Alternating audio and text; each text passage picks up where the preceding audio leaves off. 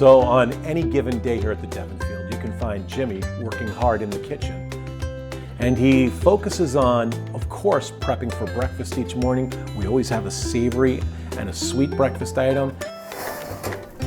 Done. Pepper and onion pesto frittata. He'll also make some homemade cookies. And then he also does every morning something homemade, whether it's a scone or pound cake, so many different things that he'll put together, and they're all really delicious. In fact, before we had a B&B, I had to eat it all myself. So I'm happy to share it with you. Let's go see what Jimmy's up to. Hey, Jimmy. Hey, how are you? I'm good. How are you doing? I'm just fine. So what are you making? Oh, this is my favorite. What is it? Chocolate chip bread pudding coffee cake.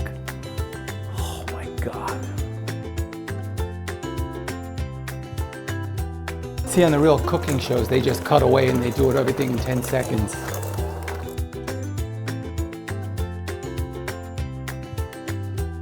When you're baking, I find it fascinating that you will alter recipes and add this, add that, take this out, take that out.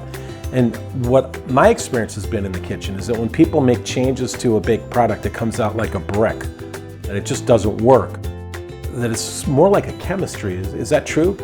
Well, baking is much more of a science than cooking. But what I always do is I follow the recipe exactly as it is the first time, and then I think about how I can make it different or make it more my own. Very cool. Sometimes it works, sometimes it doesn't. Well, as your taste tester, I'd say it's a whole lot more that it does work.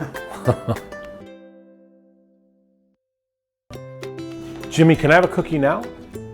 Just one. Okay, so if it's just one, a big one? I'm gonna do a big one then. That one. All right, I'll meet you halfway and do a medium No, that size one. one. Oh, come That on. All right, all right. Oh, they're still warm.